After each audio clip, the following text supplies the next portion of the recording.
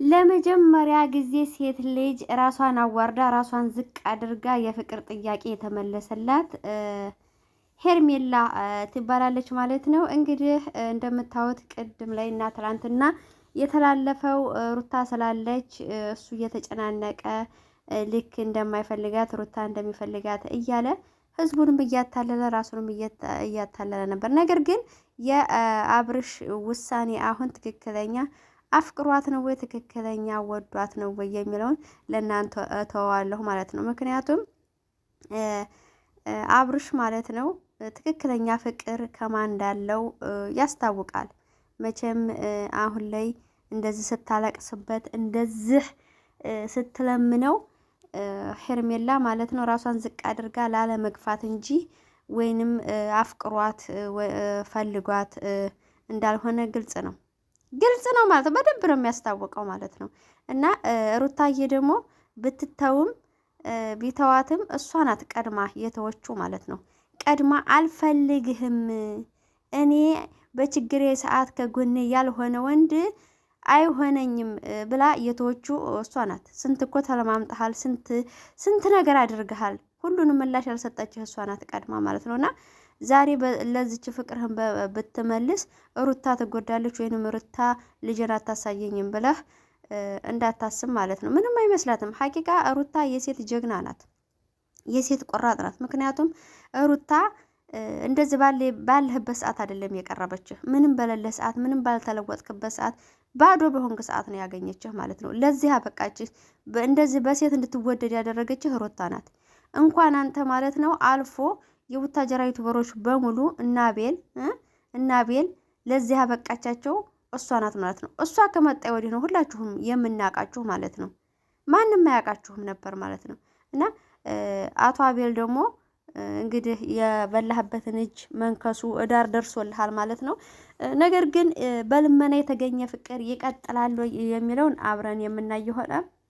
አሁን እንግዲህ ሩታና አብርሽ በተፋቀሩበት ሰዓት በተጋቡበት ሰዓት የመጣችሁ ሴቶች ኩላ አሁንም በሄርሜላ እንደምትመጡ ምንም ጥርጥር የለውም ማለት ነው። ምክንያቱም አብርሽ ከሴት ጋር ሲሆን የሚያማችሁ ብዙ ሰዎች አላችሁና ሴቶች አላችሁና አሁንም በሄርሜላ ጊዜ መምጣት አለባችሁ ማለት ነው። በሩታ ብቻ አይደለም መታወቅ የምትፈልጉት፣ በሩታ ብቻ አይደለም ዶላር መሰብሰብ ያለባችሁ ማለት ነው።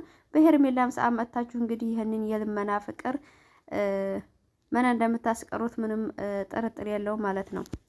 ሴት ልጅ ተለምና ተከብራ በደንብ በስነ ስርዓት ሲሆን ነው ትዳሩም የሚያምረው ሁሉም ነገር የሚያምረው። ሩታ ያንን አፈቅርሃለሁ ባለችበት ነው ይሁላ እዚህ የደረሰው ማለት ነው። ሴት ልጅ ወንድ ልጅ ከተለማመጠች ወንድ ልጅ እኔ አፈቅርሃለሁ ብላ መጀመሪያ ተጠየቀች፣ መጨረሻው አያምንም። እመኑኝ አያምርም።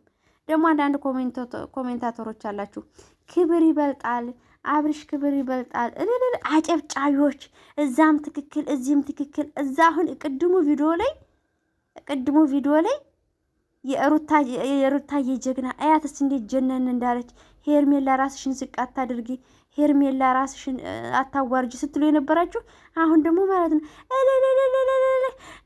ሄርሜላዬ እንኳን ደስ ያለሽ፣ ሄርሜላዬ እንኳን ለዚህ አበቃሽ። ሰላማት ምናችሁን ነው የሚያማችሁ? ምንድን ነው የምታለቀልቁት? እዛም ጥሩ እዛም ጥሩ። አሁን ነገ ደግሞ ሩታ ደግሞ የሆነ አዲስ ነገር ይዛ ትመጣ ማለት ነው። እዛ ደግሞ ታለቃልቃላችሁ። በጣም ነው የሚገርመኝ ወላሂ። እና እንግዲህ አቶ አብርሽ ልዑልን ስታይ ማለት ነው ሩታ ጋር መልፈስፈስ መለጠፍ የለም ማለት ነው። ከማንም ወንድ ጋያት ማንንም ታስገባ ምንም ታርግ ማለት ነው አጠገቧ መድረስ የለብህም ማለት ነው። ይኸው አፈቅር እንግዲህ ስታለቅስብህ እግርህ ስር ወርቃ ስትለምንስ የት ልጅ ላለመግፋት ፍቅሯን መልሰህ ሰጥተሃል ማለት ነው። ያው በልመና ብዛት ማለት ነው መልሰህላታል። ነገር ግን ሩታ የፈለገችውን ህይወት የመኖር መብት አላት፣ እንደፈለገች መሆን መብት አላት ማለት ነው።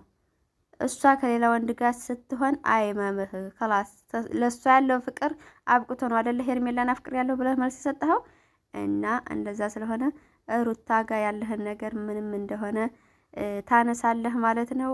የነበራችሁበትን አትርሱ። ለማንኛውም ሁላችሁም ማለት ነው ለዚህ ያበቃችሁ፣ ለዚህ ደረጃ ያበቃችሁ ሩታ ናት ማለት ነው። የነበራችሁበትን ሁላችሁም ተረሳችሁ፣ መጨረሻችሁ አያምርም። የነበራችሁበትን በጭራሽ አትርሱ ማለት ነው። የነበረበትን ያለፈ እዚህ የደረስኩበት መንስኤውን የረሳ ምንድነው አያውቅም ይባላል ማለት ነውና ለዚህ መድረሻ እሷ ናት። አሁን ላይ ሄርሜላ ልታፈቅርህ የሚቻለችው እንደዚህ ኮነ ስላየችህ ነው ማለት ነው።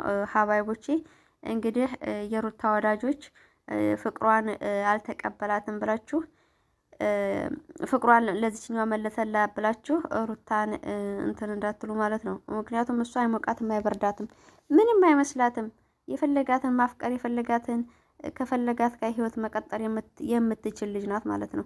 ምንም እንዳያሳስባችሁ ማለት ነው። ምክንያቱም ራሷን የምታስከብር ራሷን ቆፍጠን ብላ የምትኖር ሴት ናት ለማለት ያክል ነው። ሀባይቦቼ